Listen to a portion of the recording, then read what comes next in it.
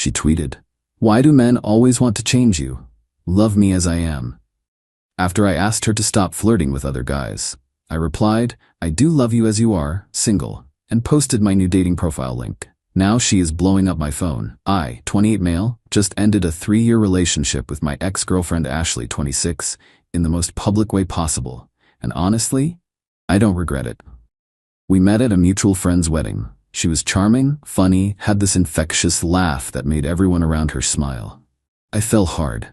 We moved in together after a year, split rent on a nice 2-bedroom in the city. Life was good, or so I thought.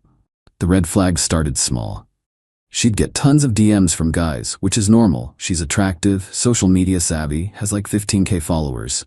But she'd respond to the flirty ones. Not just thanks, but full conversations.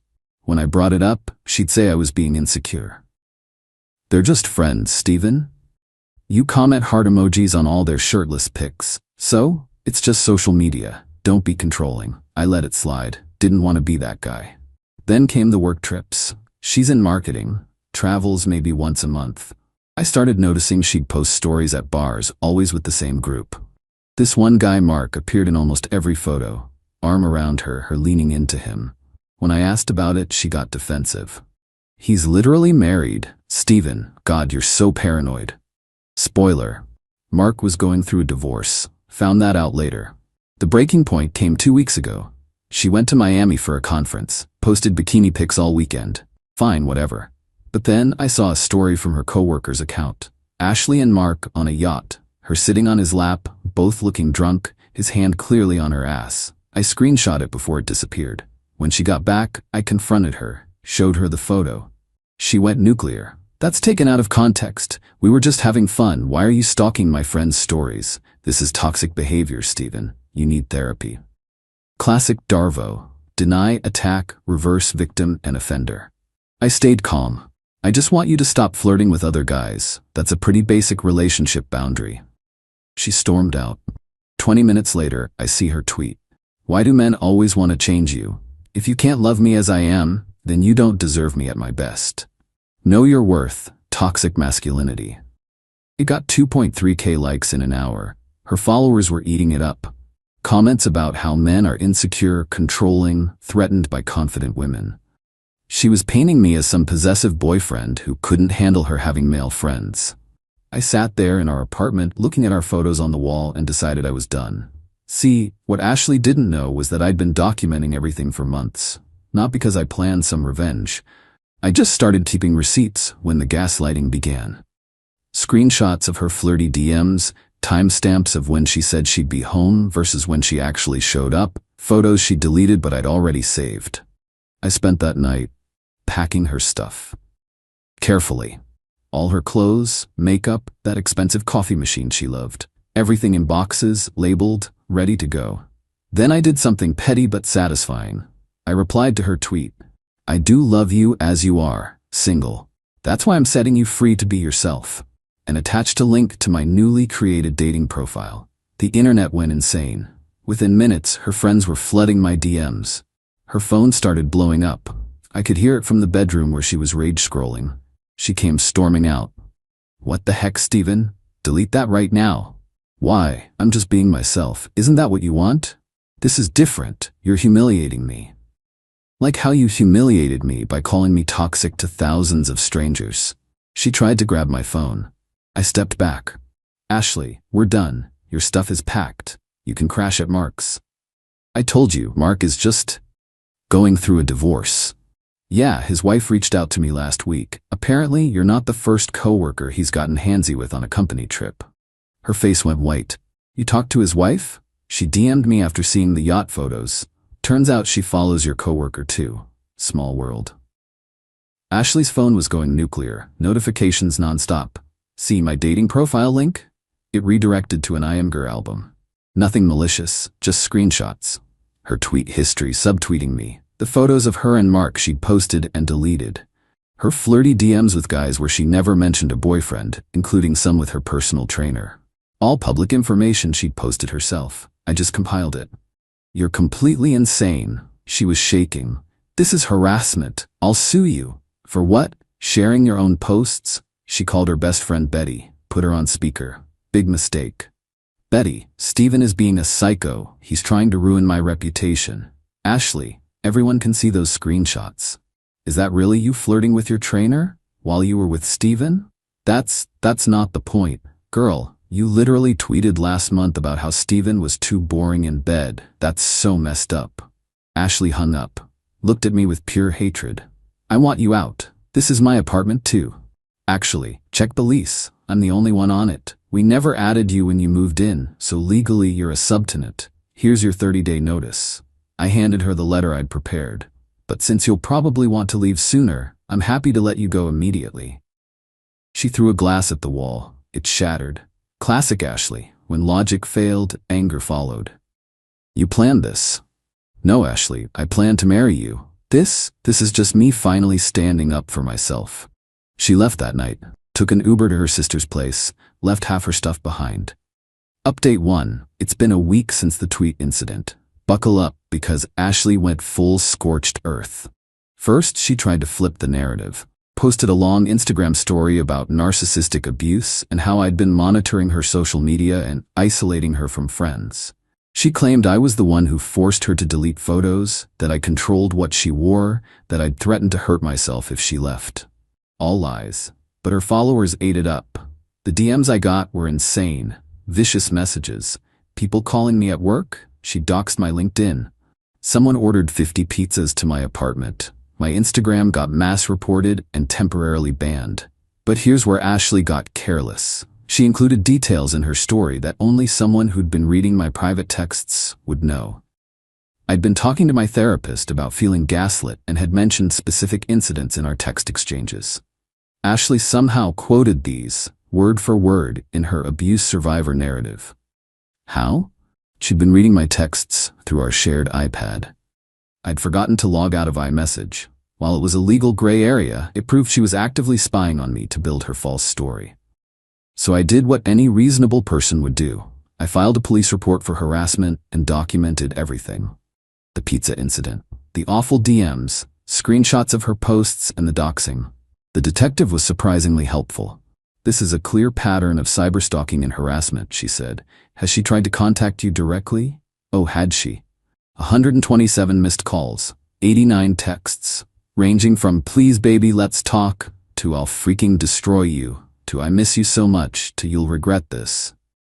I showed the detective everything. With this volume of contact and the online campaign, you have grounds for a protective order, she advised. Let's get the paperwork started. It took a few days, but a judge granted a temporary restraining order. But then came the plot twist. Remember Mark? Ashley's just a friend, co-worker? His soon-to-be ex-wife, Sandra, reached out again. She had more tea than Lipton. Hey Steven, saw what's happening online. Thought you should know. Mark and Ashley have been having an affair for months. I have proof. Call me if you want it. I called. Sandra had everything. Hotel receipts, Uber records showing Ashley going to Mark's apartment when she told me she was at her sister's.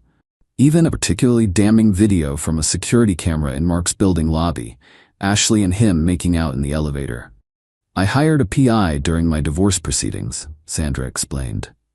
Found out about 3 other women. Ashley's just the latest. I'm sorry you got caught up in this. I thanked her, then made a decision.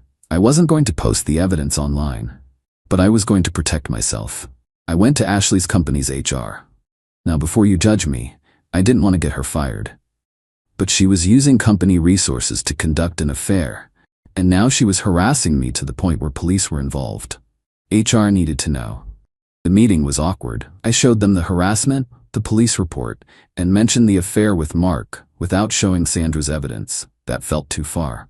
They took it very seriously. Said they'd launch a formal investigation. A few days later, Ashley showed up at my apartment.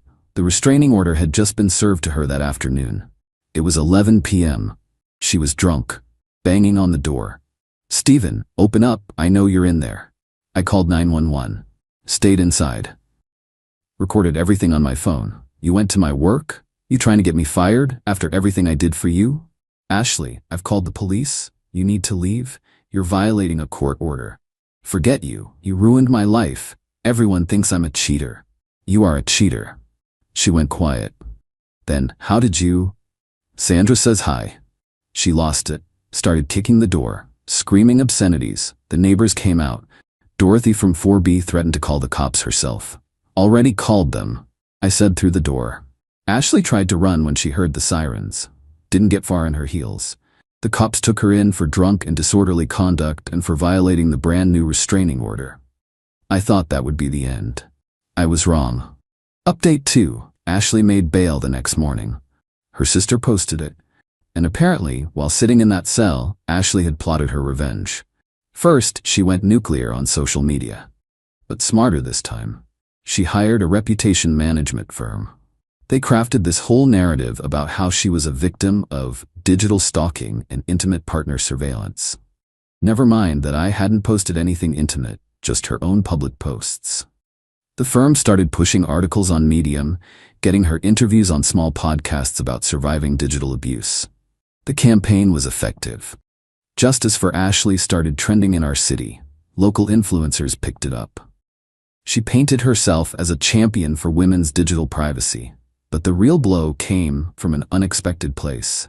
My landlord called. "Stephen, I've been getting complaints. The building management is concerned about the police activity. I can't have this drama. I'm not going to be renewing your lease when it's up in a few months." I had 60 days to find a new place. In this market. Great. Then work got weird. My boss pulled me aside. "Hey, we've been getting some concerning calls about you." Ashley had been calling my company. Not to explicitly get me fired, she was too smart for that, but concerned calls about my mental state and whether I was stable enough to be working with clients. She posed as a worried ex. "I know what's happening," my boss said, "but corporate is nervous. Take a week off, paid, let this blow over." I was spiraling. She was winning. The narrative was set. She was the victim. I was the abusive ex. Even some of my friends were questioning me. "Did you really need to post her tweets, man? Seems harsh." I felt insane. Was I the bad guy here? Then Sandra called again. It had been a couple of weeks. "Stephen, the investigation at their company is done. Mark's been fired." "What? The HR investigation you prompted?" "They found more than just their affair. Mark was promising promotions to women who slept with him. Full-on quid pro quo. 3 women came forward after you reported it." Holy smokes. There's more. Ashley's in deep trouble. She wasn't just having an affair, she was helping Mark, booking the hotels on company cards, creating fake expense reports to cover their tracks. She was an active participant. I sat down. This was bigger than I'd thought. The company's pressing charges. Embezzlement, fraud. If you have any documentation, the investigators want to see it. I sent Sandra's evidence to the investigators. All of it. The hotel receipts, the elevator video. Not out of revenge anymore, but because those other women deserve justice. A week later, Ashley was fired. She found out while live tweeting about surviving abuse. The irony was delicious, but she didn't know about the criminal investigation yet. She thought it was just about the affair. Her response? She doubled down. New narrative. She was fired for being a whistleblower. She'd been trying to report Mark's behavior, lie, and the company retaliated. Bigger lie. Then she and her reputation firm made their biggest mistake. They created fake texts, photoshopped conversations where I allegedly threatened her, threatened to release nudes that didn't exist, to ruin her career. She posted them on Twitter with "Believe Women." But her pricey reputation firm messed up. The fonts were slightly off. The timestamps were impossible. I was apparently sending threats while in a client meeting with 20 witnesses. The internet's amateur detectives tore them apart in hours. The backlash was swift. Justice for Ashley became #Ashley lied.